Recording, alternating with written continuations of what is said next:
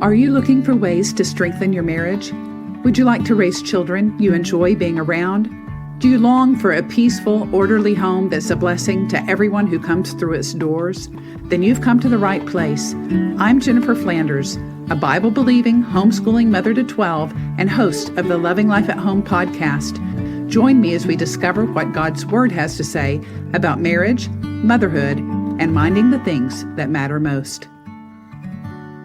Hello, friend. Welcome to episode 102 of Loving Life at Home.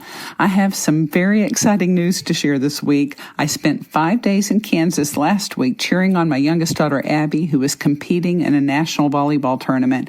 Her JV team won first place in their division, by the way. That's cool, of course, but it's not the biggest surprise. The real news is that while we were out of town at that tournament, my next oldest daughter, Abby's sister Rachel, was back at home appearing before the Justice of the Peace to get married to a young man named Micah, whom she had only known for 10 weeks on the day that they wed. When I've told people about my daughter's elopement, they all seemed astonished. They cannot imagine how, as the mother of the bride, I am not only okay with this, but I'm genuinely delighted. So I thought I'd use my podcast episode this week to discuss the reasons behind my reaction, of which I can think of at least half a dozen right off the top of my head. First of all, I view Micah as an answer to prayer. And I've been a Christian long enough to realize that God does not always answer our prayers in the conventional ways we would envision or expect. Rarely does he do things exactly as we might have planned them ourselves, but that doesn't mean that he isn't hard at work behind the scenes, orchestrating all of it according to his divine plan and in his perfect timing. The fact is, we've been praying that the Lord would send each of our girls a godly man who would cherish and protect her and be a strong spiritual leader and a devoted husband to his wife and a loving father to his children. And I'm convinced God has faithfully answered those prayers for Rachel in sending Micah into her life. In fact, as Ephesians 3:20 observes, he has done exceedingly abundantly beyond all we ask or think. Moreover, he's done the same thing for Micah. He and his family have undoubtedly been praying for his future spouse just as fervently. Proverbs 18:22 tells us, "He who finds a wife finds a good thing and obtains favor from the Lord." And that's exactly what Rachel is to him, a good wife and the answer to all those many prayers. Second, I am so grateful to see a young man who is willing to take the initiative. He finished college, got a job, and was ready to find a wife. And with God's blessing, that's exactly what he did. And I'm glad. A lot of men at that age and stage drag their feet. Maybe they're just content with the status quo. Maybe they're worried about taking on the responsibility of a family. That's a big commitment, after all. Maybe they've tried in the past and feel gun-shy after too many girls, or even just one did not accept the date or return the affection or share the same level of interest in building a future together. Maybe they're addicted to things that have dulled and dampened their natural drive in this area. Maybe they've not met a girl yet that they'd want to spend the rest of their life with. Maybe they're paralyzed by a seemingly endless supply of choices, so they just keep swiping left. It could be a combination of these things or something entirely different. The point is, when you encounter a young man who knows exactly what he's looking for and is willing to put in the work to pursue it with his whole heart, it's like a breath of fresh air. Of course, it helped that third, we had already met several members of Micah's family, including both his parents and at least a couple of siblings. Several years ago, I hosted a bridal shower for the daughter of a friend of ours who just so happened to be engaged to Micah's brother. So I met his mother and his brother and a couple of sisters at that wedding shower, and I was so impressed with all of them. Then about 2 weeks after that shower, my husband and I hosted a political fundraiser in our home for another friend, and Micah's father was on the guest list. We really liked him as well. He'd been in the military just like my husband, and he and his wife had 12 children just like Doug and I do. In fact, Micah and Rachel are both number 8 of 12 in birth order. What are the odds of that?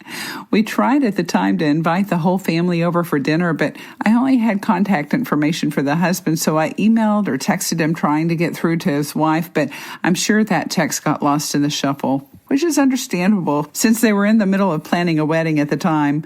However, I felt weird about messaging a married man a second time, so I never pursued it again after that. But fast forward 5 years, and my friend, whose daughter married Micah's brother, ended up setting Micah up with our Rachel. Rachel had moved to Germany to work as an au pair and was finishing out the last 2 weeks of her contract, but the minute Micah got her phone number, he texted Rachel and asked whether she'd be willing to visit with him on the phone, which I'm pretty sure she did every day for those last 2 weeks that she was overseas, taking turns staying up late or getting up super early in the morning to video chat across time zones during non-working hours. Micah was so clear about his intentions from the get-go, and he asked Rachel before she ever flew home whether he should call her dad and ask permission to date her. I know a lot of people, evidently including a few in my own family, who think that you should date for at least a year before tying the knot. But in all fairness, Micah and Rachel crammed about a year's worth of dating into 2 months, because once she was back stateside, they went out nearly every day.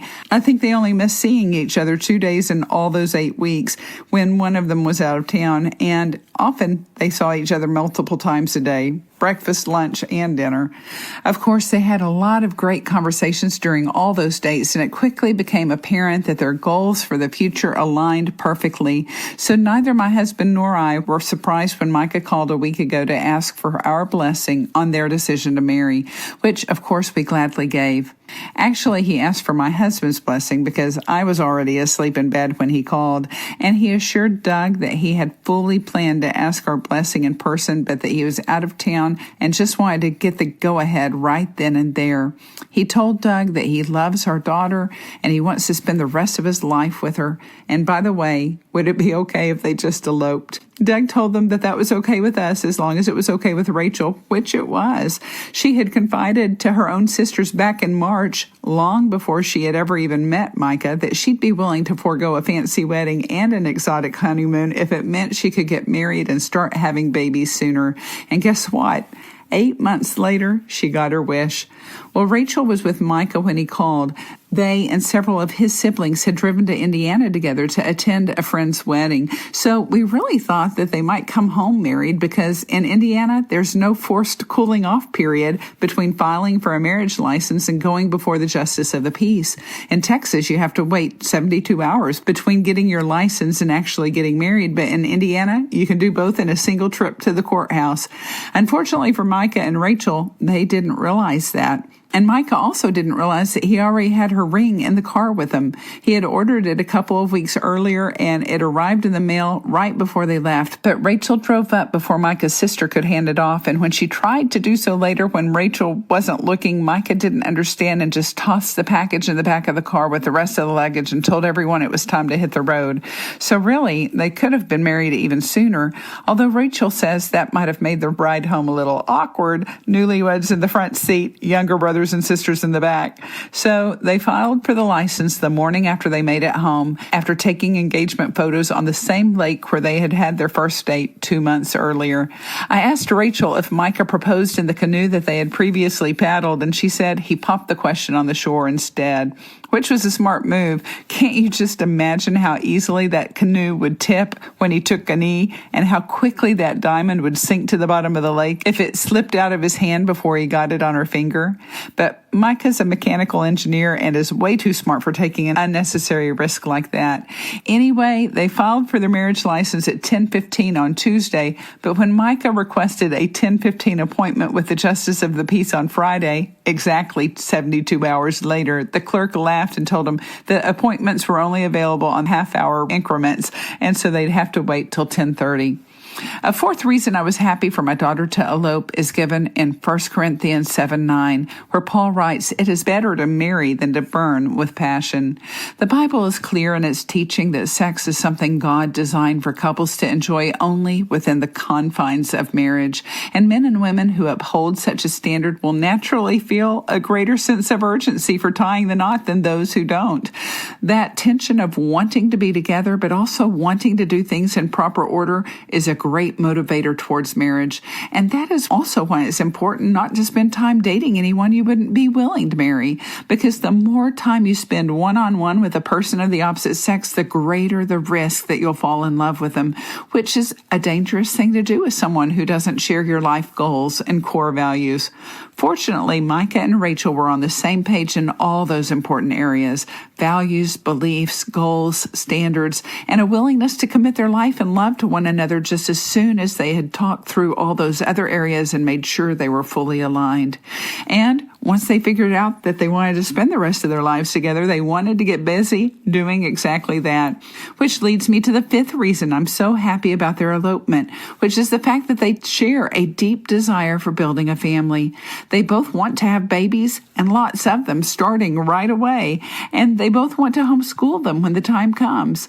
As someone who got pregnant 2 weeks into my own honeymoon, then spent the next quarter of a century either pregnant or nursing or both, all the while homeschooling the children God blessed me and my husband with, I wholeheartedly approve this plan. But here again, couples who do not fully embrace God's purpose for passion and marriage end up missing out. I actually wrote a book on this topic called Love Your Husband, Love Yourself. It's a why-to book, not a how-to, and I gave Rachel a copy about 3 days before her scheduled elopement. I'll be sure to link that in the show notes today. Interestingly, I read another marriage book just recently, and I was baffled by the author's short list of the purposes of physical intimacy. It included fun and closeness, but did not so much as mention reproduction. While it is definitely true that sex can draw a couple close and can also be lots of fun, those authors missed a huge piece of the puzzle by not including procreation as one of the primary purposes for sexual intercourse. Without it, the human race would have died out a long time ago. Closeness and fun are more like fringe benefits, as is stress relief, which brings me to the sixth reason I'm happy my daughter eloped, and that's the fact that eloping can be a very low-stress way to tie the knot. As of last week, 6 of our 12 children are now married. That is fully half of our kids who found wonderful spouses, and fully half of those eloped before their formal wedding ceremony. For them, that ceremony was just a public celebration with friends and family of the commitment they had already made and had begun living out in private. And I'm okay with that. Weddings have become such elaborate and expensive affairs. Some brides spend years planning, quote, the perfect wedding. They have dream dresses and Pinterest boards and wedding planners and lavish venues and bachelorette parties and florists and photographers and caterers and hair and makeup specialists and endless guest lists and I don't know what else. And if those things are important to you and you can afford them, that's fine. But we shouldn't pretend that such fanfare is really necessary or makes you any more genuinely married than a quick visit to the justice of the peace. In fact, some studies indicate that there is an inverse relationship between the cost of the wedding and the length of the marriage. The more you spend, the higher your risk for divorce. That's not very reassuring, is it? Part of the problem may be the high expectations and feelings of letdown that follow. Regular day-to-day life feels a bit boring after being the center of attention for such a big day. Part of the problem may be the debt that such over-the-top celebrations incur. Part may be the stress a huge wedding puts on everyone involved. Part may be due to the fact that so much thought and energy is put into the big day that little attention was given to the life that would follow. Almost like the wedding day was the finish line for all the preparations leading up to it, rather than the starting line for the marriage it was meant to commemorate. Whatever the underlying dynamics, researchers from Emory University report that women whose weddings cost $20,000 or more were 3.5 times more likely to end up divorced than women who spent a more modest $5,000 to $10,000. Moreover, those who spent $1,000 or less on a wedding were at an even lower risk for divorce. This study, as well as the one I'm about to tell you about, were both cited in a Psychology Today article I'll link in the show notes in case you're interested in reading more. The second study was done by researchers at the University of Virginia. They looked at the guest list instead of the total spend and found that not only is having a formal wedding associated with happier marriages, but that the more guests a couple has at their wedding ceremony, the better their marriage tends to fare. Fortunately, it doesn't have to be either or. My kids, including Rachel and Micah, have opted for the best of both worlds. Even the ones who eloped still had formal ceremonies afterwards. They were all beautifully unique, but also very budget-friendly. church weddings, second-hand gowns, homemade cakes, backyard receptions, and the like. My husband and I took the same tack when we married. I sewed my own dress and made all the bouquets and boutonnieres for the wedding and had one friend take my bridal portraits and another videotape the ceremony. My mother sewed my petticoat from scratch, made fruit and cheese platters for the reception, and had her Sunday school class cook and serve spaghetti for the rehearsal dinner. I've attended lots of other weddings that were joint efforts as well. I remember one reception in particular where instead of a traditional white wedding cake, they offered a lovely selection of bundt cakes that friends of the bride had baked, all displayed beautifully on a variety of crystal cake stands interspersed with twinkling white Christmas lights. Isn't that brilliant? Certainly this is more akin to the wedding ceremonies many of our grandparents enjoyed. Most of them got married in their Sunday best. No white dresses, no matching bridesmaids, no Pinterest-perfect receptions, and yet the majority of marriages in that generation lasted until death claimed one or both of the spouses. As for Rachel and Micah, they are happily planning a formal wedding ceremony to take place in November while all their siblings are gathered for Thanksgiving. That will be well over 80 people just between both their immediate families. Add in a few faithful friends, and it will be a wonderful celebration, I am sure. And the nice thing is, if it turns into a late night and they feel totally exhausted once the ceremony is over and all the guests have gone home, as is the case for a lot of brides and grooms, it won't really matter because by that time they will have already enjoyed a 6-week-long honeymoon. And if they need the rest, they can take that night off without anyone being bitterly disappointed. So those are my thoughts about my daughter's recent elopement. I'm honestly so very happy for her and so very happy to welcome her new husband into our family. And the fact that this time, just 3 short months ago, she hadn't the faintest inkling of how dramatically her life was about to change for the better is just a testament to the fact that God is able to orchestrate such incredible blessings beyond all we hope and think, and that He delights in giving good and perfect gifts to His children in His good and perfect timing. Thanks so much for listening today. If you have a question you'd like to hear covered on this podcast, message me on Instagram at Flanders_family or contact me through my website, lovinglifeathome.com. Before you go, if you've been encouraged by something you've heard on the show, do me a favor and forward the link to a friend or head over to Loving Life at Home on Apple iTunes to subscribe and leave a written review of the show. Your doing so will help others find me so they can listen too. Until next time, I pray the Lord will bless your efforts to build a loving home life centered on Him.